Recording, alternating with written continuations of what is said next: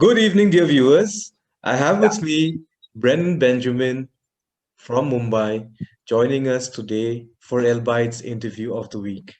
I've known Brendan since we were little children in elementary school, and then he went on to become an ad film producer. He's currently based in Mumbai, and the reason why we have him on the interview of the week is because we want to know more about the pandemic's impacts on the advertising industry. Welcome, Brendan, to our. Hi Zabir, what's up? That was quite a nice introduction to Thanks, pure Brendan, for school. joining Yeah, us. that's right, actually. But yeah, hi everyone who's watching this also. So yeah, tell me. So, Brendan, my first question is this. At the onset of the pandemic, what changes did you see come about in your industry? So I work in advertising, of course. I've been in the advertising industry for almost a decade now, and of course, my forte is more of being in production, being a producer. So when the lockdown happened in March, I think everybody, not only like my agency, but a lot of agencies began shutting down their offices and actually encouraged people to work from home. It was very difficult at first because uh, although we do work from home sometimes, but making this into a very regular thing seemed very difficult at first. And obviously, being in production, we couldn't shoot anything obviously because production requires a lot of manpower, big crews of 150 to 200 people.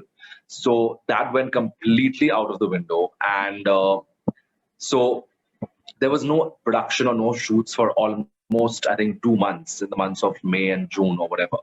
But I think slowly but surely, people found a quick fix, so to speak, and people started shooting films at home. Like they were called lockdown films. I think most people will know what lockdown films are because everybody started shooting. Like brands and clients started doing that. They were like, let's get like a smaller crew, like of maybe 2 or 3 people, or get people and the actors to shoot it themselves at home. So that was also a bit of a task and a bit of a challenge because there was everything happening virtually. So even a director who directs the film had to actually like tell people how to like act like over a virtual Zoom call or how to like shoot themselves. Like we had a DOP as well, a photographer or a cinematographer who would come and like actually explain to the actors how to kind of shoot from their phones and stuff like that. But then again, it kind of picked up and it became quite a rage like over the months of June, like July, August, September. Hmm. Hmm. And I think a lot of people actually appreciated those films, and it was the new order of the day. Understood. Now, after the Can you hear me? after the lockdowns commenced, Yeah. did you see a spike in work or did work sort of become a little slow? Which direction did yours go? So so initially it was a little slow because we were trying to figure out what to do with our time.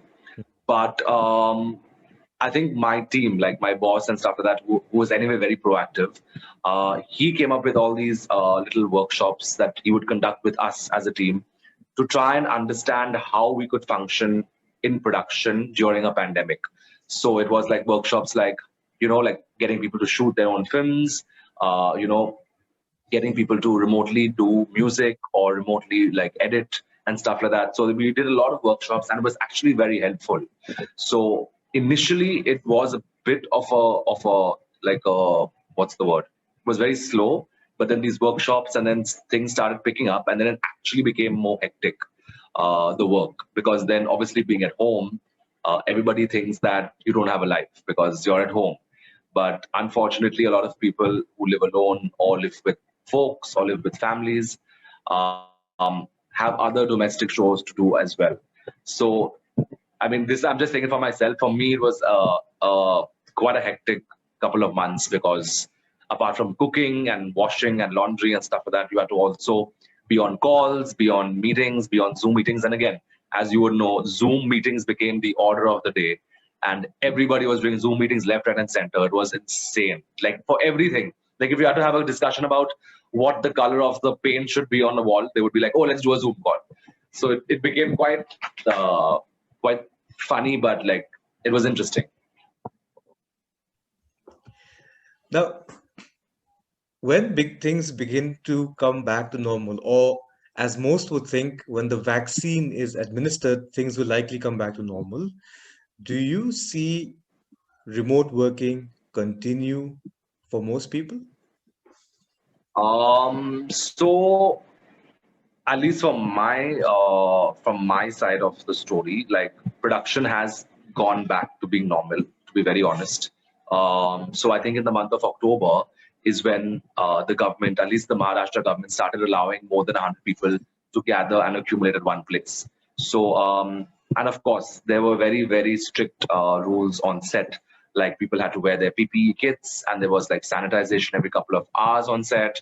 Everybody had to wear masks. There was like equipment being sanitized and all of that. So right now, that's the order of the day. Everyone's still doing it. Um, but I do see this remotely working from home continuing for the next couple of months, because what's actually happened is that it's gone both ways. Like some people, like a huge percentage of people like working from home, whereas a huge percentage don't.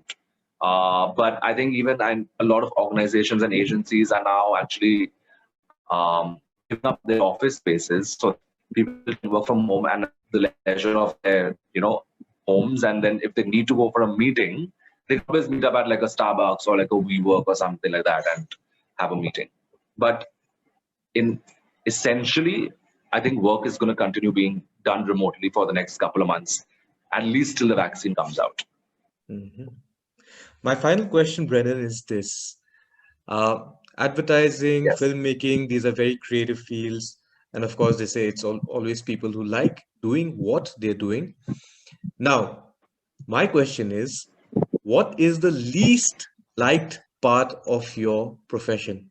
Or what is it that you least enjoy doing in your role?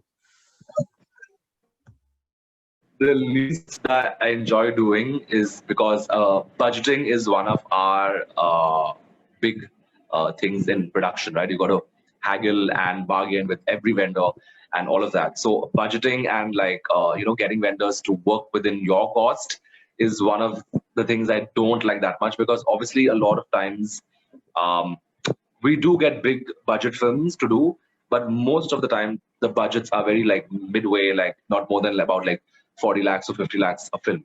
So the whole challenge is to get everybody to work in that budget. So that's damn annoying, because you got to keep calling people and be like, can you please get your costs down? And it takes actually a number of calls to get someone down to the cost you want them to. So that is actually a little bit uh, that I dislike in my profession, at least. Well, thank you so very much for your time, Brendan, and for sharing those insights with us. We're most grateful that you could take time out after or amid your busy travel schedule. Thank you. Thank you so much, David, and I hope this was insightful. And I mean, let me know how it goes.